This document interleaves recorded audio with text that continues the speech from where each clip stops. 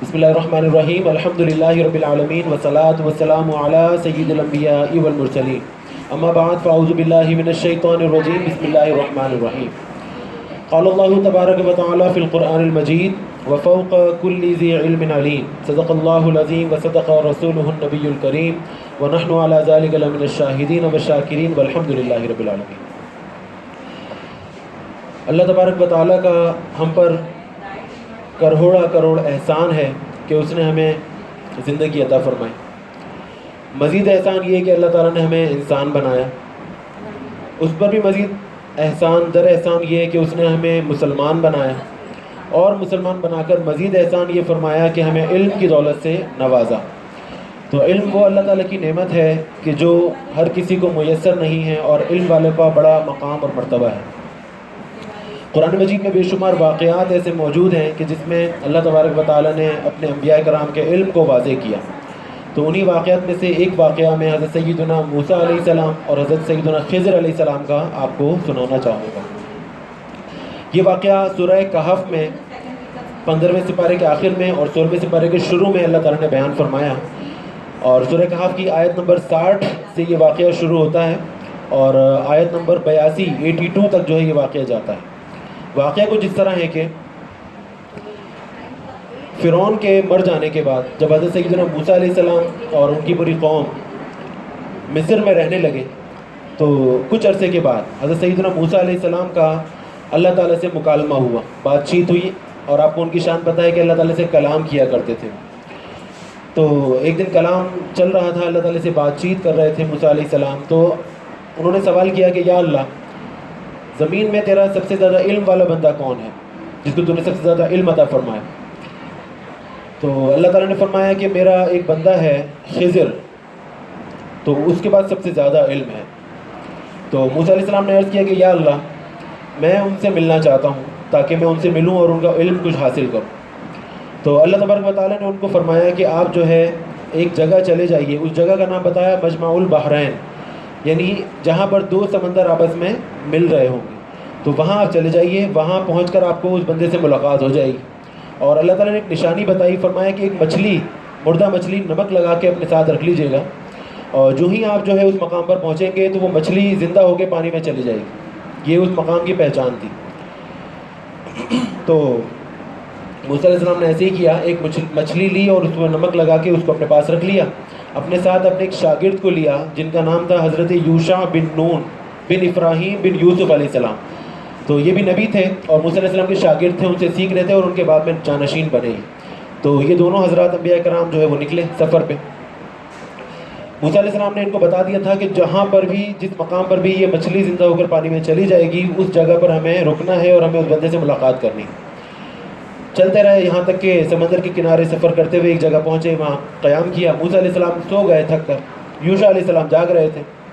تو اسی مقام پر وہ مچھلی زندہ ہوئی اور زندہ ہو کر پانی میں، سمندر میں داخل ہو گئے۔ اچھا، اس جگہ کی کرامت تھی یا اس مچھلی کی کرامت تھی کہ جس جگہ وہ مچھلی گئی وہ جگہ پوری برف بن گئی، جم گئی وہ جگہ اور سوراخ ہوتا چلا گیا۔ نبی علیہ السلام فرماتے ہیں، حضرت سیدنا کعب کی روایتیں فرماتے ہیں کہ نبی علیہ السلام نے فرمایا کہ پہلا موقع تھا دنیا میں کہ جب پانی جما، تو بہرحال وہ سوراخ بن گیا۔ یوشع علیہ السلام بڑے حیران ہوئے اور ذہن میں رکھ لیا، کہا کہ جو ہی موسیٰ علیہ السلام جاگیں گے تو میں ان کو یہ واقعہ ضرور بتاؤں گا۔ شام کے وقت اٹھے تو شیطان نے ان کو بھلا دیا، وہ بھول گئے بتانا اور آگے چل پڑے۔ کافی آگے چلنے کے بعد ان کو اچانک وہ واقعہ یاد آیا۔ جب موسیٰ علیہ السلام نے مچھلی طلب کی تو ان کو اچانک وہ واقعہ یاد آیا اور کہا کہ جس جگہ ہم نے قیام کیا تھا وہاں وہ ایسا عجیب واقعہ ہوا اور مچھلی اڑ کر جو ہے وہ پانی میں چلی گئی۔ تو میں جو ہے وہ آپ کو بتانا چاہ رہا تھا لیکن میں بھول گیا، یہ شیطان نے مجھے بھلا دیا۔ قرآن کے الفاظ ہیں، مطلب شیطان نے ان کو بھلا دیا۔ تو موسیٰ علیہ السلام نے فرمایا کہ وہی تو وہ جگہ تھی جہاں میں رکنا تھا، چنانچہ واپس چلے۔ چنانچہ اپنے آثار قدم پر، نشان پر، قدموں کے نشان پر چلتے ہوئے واپس آئے، اور اس جگہ جب پہنچے تو وہاں انہوں نے ایک اللہ کے بندے کو بیٹھا ہوا پایا جو کہ چادر اڑا ہوا تھا۔ موسیٰ علیہ السلام گئے اور وہاں پر باقاعدہ سلام کیا، تو انہوں نے چادر ہٹائی، وہ سیدنا خضر علیہ السلام تھے۔ تو چادر ہٹائی اور کہا کہ ماشاءاللہ اس طرح کا سلام تو یہ تو اس علاقے میں کوئی بھی نہیں کرتا، آپ کون ہیں؟ تو فرمایا کہ میں موسیٰ ہوں۔ تو انہوں نے عرض کیا کہ کیا بنی اسرائیل والے موسیٰ؟ کہا جی ہاں میں وہی ہوں۔ بہرحال ملاقات ہوئی ان کی، تو موسیٰ علیہ السلام نے ان سے کافی بات چیت کی، مختلف واقعات مختلف تفاصیر میں مختلف طریقے سے واقعات بیان ہوئے. ایک تھوڑی سی تفصیل یہاں بتا رہا ہوں کہ موسیٰ علیہ السلام نے ان سے فرمایا کہ اللہ تعالیٰ نے آپ کو بڑا علم عطا فرمایا ہے، میں کچھ علم آپ سے حاصل کرنا چاہتا ہوں. تو حضرت سیدنا خضر علیہ السلام نے ان سے عرض کیا کہ اے موسیٰ، آپ کیا جانتے ہیں کہ اللہ تعالیٰ کا علم اور بندوں کا علم کیا فرق ہے ان دونوں میں؟ اللہ تعالیٰ کا علم کتنا ہے، بندوں کا علم کتنا ہے؟ تو اسی وقت ایک چڑیا آئی اور سمندر سے پانی پینے لگی. تو موسیٰ علیہ السلام نے فرمایا کہ نہیں، آپ مجھے بتائیے. تو خضر علیہ السلام نے کہا آپ اس چڑیا کو دیکھ رہے ہیں، آپ کا کیا خیال ہے وہ چڑیا جو سمندر سے پانی پی رہی ہے اس کے منہ میں کتنا پانی گیا ہوگا، کتنے قطرے پانی؟ موسیٰ علیہ السلام نے فرمایا چند قطرے اس کے منہ میں گئے ہوں گے. تو خضر علیہ السلام نے فرمایا یہی مثال ہے بندوں کے علم کی اور اللہ تعالیٰ کے علم کی. اس چڑیا کے منہ میں جتنا پانی گیا، چند قطرے جتنے بھی ہوں، وہ علم وہ ساری کائنات کا مخلوق کا علم ہے، اور جو باقی سمندر ہے وہ اللہ تعالیٰ کا علم ہے. تو کبھی بھی ایسا نہیں ہو سکتا کوئی بندہ علم میں اتنا بڑھ جائے کہ معاذ اللہ خدا کے برابر پہنچ جائے، ایسا ناممکن. بہرحال یہ بات چیت ہوتی رہی. موسیٰ علیہ السلام نے ان سے فرمایا کہ اے خضر، میں آپ کے ساتھ رہنا چاہتا ہوں تاکہ کچھ علم حاصل کروں. تو حضرت خضر علیہ السلام نے عرض کیا کہ اے موسیٰ، آپ جو ہے وہ میرے ساتھ رہ نہیں سکتے، اگر رہیں گے تو صبر نہیں کر سکتے.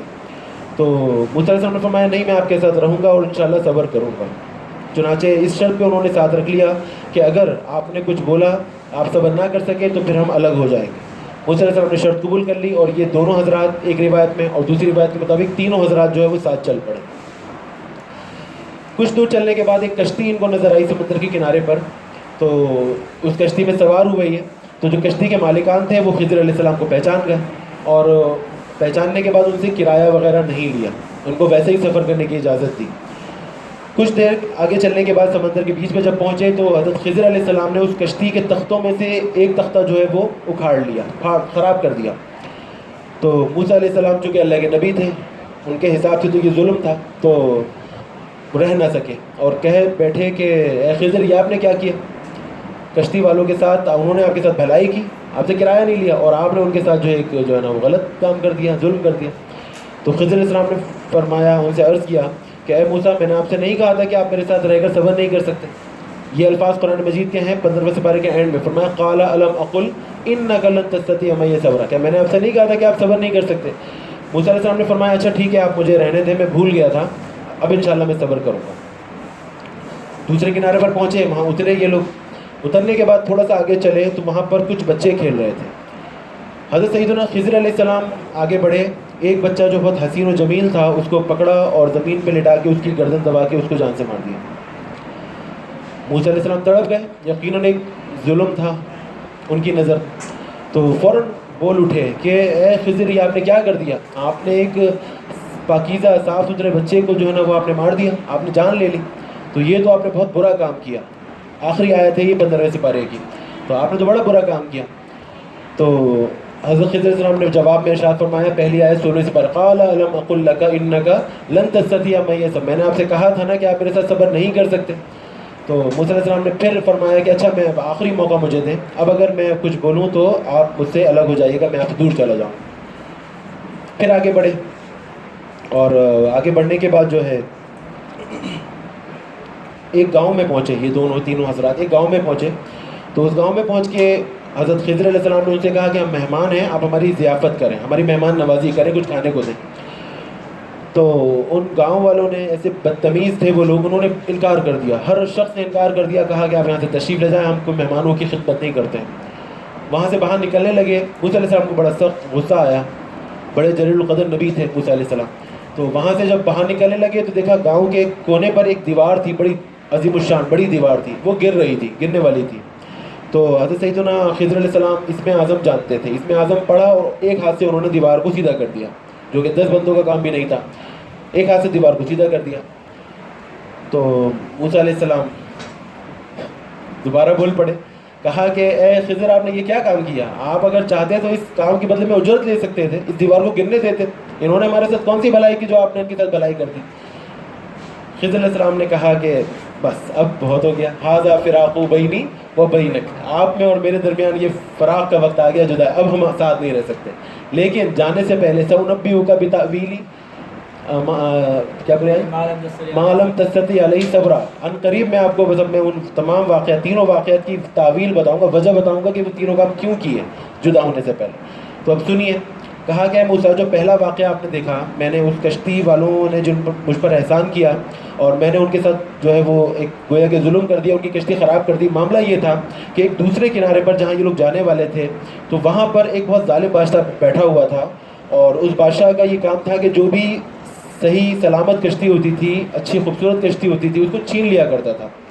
تو اللہ کے حکم سے میں نے اس کشتی کو خراب کر دیا تاکہ جب یہ لوگ وہاں پہنچے، بادشاہ نے دیکھا ان کی کشتی میں عیب تھا تو اس بادشاہ نے ان کی کشتی کو نہیں لیا. اور یہ کشتی 9 یتیم بھائیوں کی تھی، مسکین بھائیوں کی تھی، تو جس کے ذریعے وہ اپنی گزر بسر چلاتے تھے. تو اللہ تعالیٰ کی قدرت کے کاموں میں سے ایک کام تھا جو میں نے کیا. پھر عرض کیا کہ آپ نے جو دوسرا واقعہ دیکھا کہ میں نے ایک بچے کو گرا کر اس کا گردن جو ہے وہ اس کی گردن دبا دی.